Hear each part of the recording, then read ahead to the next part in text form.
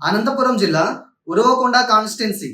ఇక్కడ 2014లో వైసీపీ నుంచి వై విశ్వేశ్వర్ రెడ్డి గారు టీడీపీ పార్టీ అభ్యర్థి అయిన పయ్యావుల కేశవ్ గారి మీద పోటీ చేసి టీడీపీ మీద 2275 ఓట్ల మెజారిటీతో గెలవడం జరిగింది.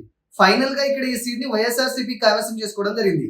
ఇక 2019లో కనుక మనం ఒకసారి ఇలానే చూసుకున్నట్లయితే ఇక్కడ టీడీపీ నుంచి ఈసారి కూడా పయ్యావుల కేశవ్ గారు జనసేన పార్టీ అభ్యర్థి అయిన ఎస్ రవికుమార్ గారి మీద పోటీ చేసి వైసీపీ పార్టీ అభ్యర్థి అయిన వై విశ్వేశ్వర రెడ్డి గారి మీద పోటీ చేసి ఫైనల్ గా వైసీపీ మీద 2132 ఓట్ల మెజారిటీతో ఈసారి ఈ సీట్ ని టీడీపీ గెలుచుకోవడం జరిగింది.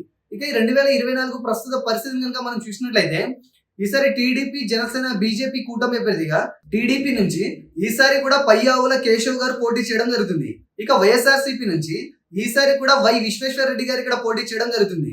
ఈసారి వీరిద్దరి మధ్య జరిగే హోరాహోరీ పోరులో ఏ అభ్యర్థి గెలుస్తారు అంటే ఈసారి ఇక్కడ వైసీపీపై అక్కడ యువతలో కొంత అసంతృప్తి కారణంగా లాస్ట్ టైం గెలిచిన పయ్యావుల కేశవ్ గారు అక్కడ ప్రజల్లో గ్రౌండ్ వర్క్ మెరుగ్గా చేస్తూ మీరు ఇచ్చిన అవకాశాన్ని ప్రస్తుత అసమర్థ గవర్నమెంట్ కారణంగా నేను వినియోగించుకోలేకపోయానన్న విషయాన్ని అక్కడ ప్రజలకి అర్థమయ్యేలా తమ ప్రచార తీరులో చెప్తూ ఉండడం కారణంగా అది అక్కడ అధిక శాతం ప్రజలు విశ్వసించడం కారణంగా ప్రస్తుత వైసీపీ మేనిఫెస్టో అన్నది ప్రజల్లో అంత మన్నన పొందకపోవడం కారణంగా ఈసారి కూటమి మేనిఫెస్టో అన్నది మరింత బలాన్ని ఇవ్వడం కారణంగా ఇక్కడ అధిక శాతం ప్రజలు కూటమి వైపు మొగ్గు చూపడం కారణంగా ఈసారి ఇక్కడ టఫ్ ఫైట్ నడిచినా కూడా స్వల్ప ఆధిక్యంతో అయినా కూడా కూటమి అభ్యర్థిని గెలిచే అవకాశం ఎక్కువగా కనబడుతుంది.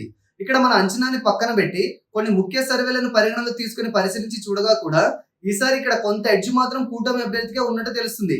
కానీ గెలుపు అనేది కొత్తగా ఈసారి పోలవబోయే యువత ఓట్ల మీద కూడా ఆధారపడి ఉంటుంది.